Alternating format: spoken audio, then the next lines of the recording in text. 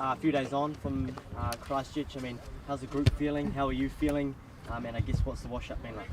Yeah, obviously Saturday post-game, a lot of boys hurting. Feeling like we let an opportunity slip, and then Sunday, travel day was a bit gloomy, but we picked ourselves up. The sun came back up, and then and Monday morning, we got back into our work and had a good review. And a review always helps to sort of move forward because you identify the things you did well and where you can make some shifts. A few boys put their hands up and I guess be honest about the performances and how they felt they played? Yeah, absolutely. I mean, and when we reflect on the game, there was actually lots of good stuff. We were probably we felt we were more dominant in the first half than the scoreboard showed, but it was our lack of discipline which allowed them to stay in the game. And then in the second half, we probably overplayed our hand a little bit, and that played into their strength, which was their defence. So look, we focused on the things that we did well, but also, like I said, the areas we can improve. And yeah, of course, there's always individuals within that. And just for yourself, being pulled, I guess, 15 minutes before full time, were you ready to come off? Was that a decision made before the game? Was that what's going to happen? I mean, how did you see that? No, that wasn't like pre-talked about or predetermined or anything to do with me, I think. But I back the coaches when they make a decision to sub someone, whether that's me or anyone else. They're doing it with the best interests of the team at heart, and that's how decisions are made in this team. So. I don't take it personally by any means. In terms of fixing the discipline, as you've talked about, what is the key to that? Is that an individual mindset thing? Is it a leadership thing? Could you talk about the areas of improvement around that discipline? Well, I think that when you look at penalties, you look at the ones that you can control, and a lot of them you can, but particularly ones like offside. And I think we had 4 offsides early in the first half, and that's a little bit reacting to their clean-outs and extending the length of the ruck, which changes the offside line. But then also, pretty eager to get off the line, which, is we've got to have the mental patience, I suppose, or discipline to still be able to get off the line, but have a clear line of discipline. So it starts from the 1 or 2 guys around the edge of the ruck, and it works its way out. So it's been a clear focus from yesterday and today. How hard do you come down on the players on the field when you're having those conversations with the ref, and clearly it's the same things that are creeping back in? Do you as captain have to have a few choice words with players to try and reinforce that message? Does there need to be a greater accountability, do you think, going forward? Look, I think we have more of a rev up when our attitudes, if our attitude wasn't right. But like I said, like the eagerness and the intent was right there. It was almost a little bit too much. So trying to remind each other, help each other out, particularly with those offside lines. Some of the breakdown stuff was real 50-50. But we've got to be smarter so that the ref doesn't come into play there in those tough ones. So we talk about it for sure, but it's making sure we can execute it. Is it beginning to feel a bit like Groundhog Day, having to do the lose and review every week and talk about losses and try and get back up, week to week? I think the frustrating part is like just the inconsistency. Like we're not by any means happy with having a good performance and then not a good one. We don't want to get into that cycle. We want to lose to learn. So look, we're not happy with that by any means. But all we can do is make sure we're working hard and chipping away at our training, and hopefully we can get some of that consistency we're after. Sam, can you give us an insight into what it's like riding the emotional roller coaster we saw after Ellis Park? A pretty torrid time. You were a bit emotional sideline. It's a tough time for the team, and then you have a high point and a low point, and you've got to get back up again. What's that like? Yeah, the highs and lows of professional sport. It's real. The highs of something like that, and then the low of last week. I think it just tests your resilience and your character really, and you've got to pick yourself back up and just focus on what's important and go again. And there's no point sulking or dwelling on things, but when you put all your energy into things you can control, that helps. You just got to front up and own it. Is it hard to do at times? Absolutely. Yeah. Did you feel there was still the emotional energy in the team? You know, after Ellis Park, was it like coming down from a big high at all, or was the energy still there in Christchurch?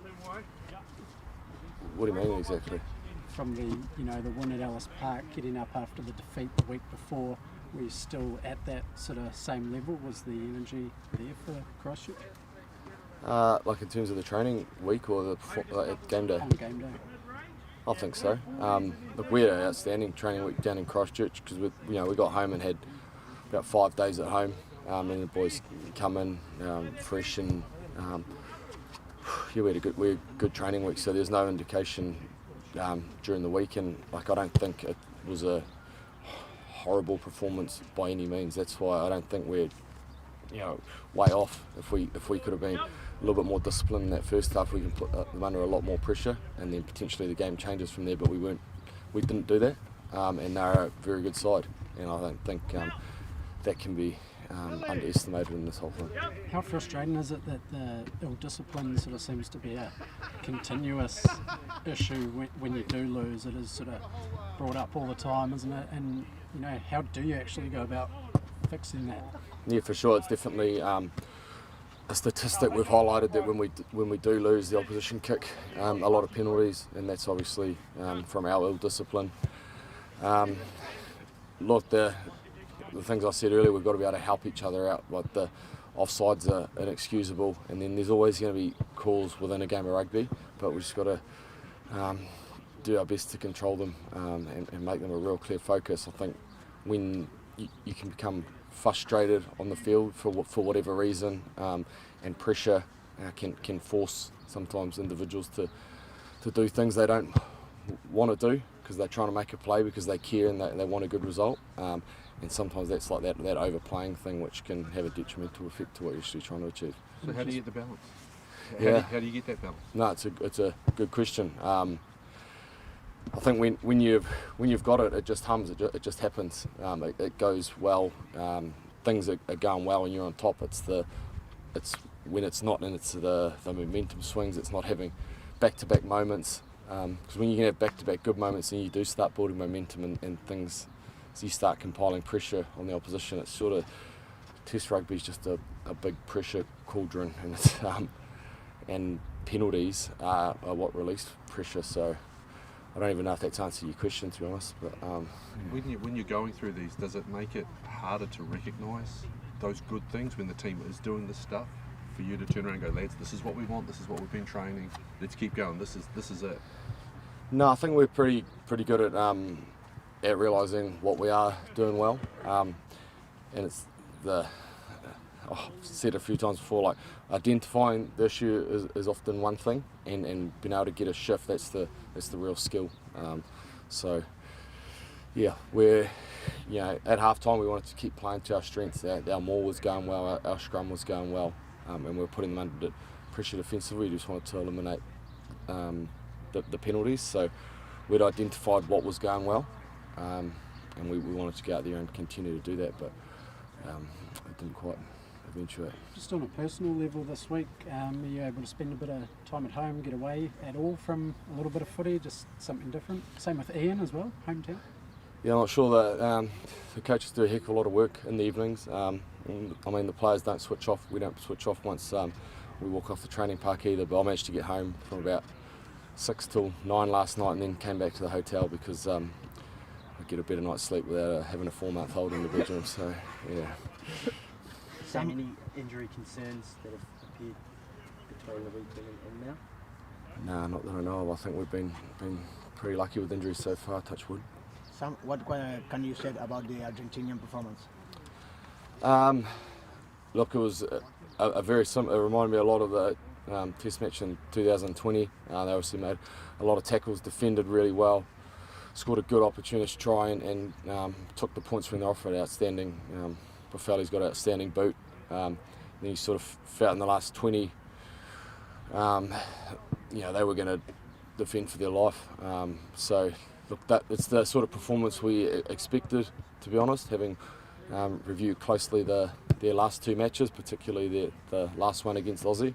And yeah, they're just a very good, well-rounded side. Sam, just in terms of the breakdown, is it an easy fix? Because it does seem when you get that part right, the rest of the game flows. Yeah, fair. That's often the case.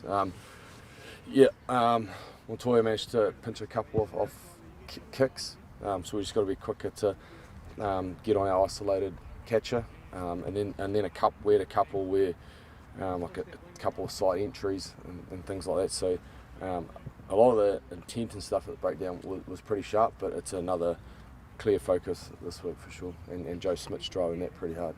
Will Richie goal kick this week again, or is Geordie, would he take the team? It's up to them. Do you feel the pressure coming into this game just after we're talking about the roller coaster of results? Do you feel like you're under pressure this game to keep your championship hopes in the balance? Yeah, I think all four teams that are playing in terms of the rugby championship balance is never. I don't know if it's ever been even as it has ever been 2-2 for everyone. So there's that pressure. There's the external pressure, and there's the internal pressure that we put on our sides that we're not happy with how we fronted up last week. So yeah, heaps of pressure.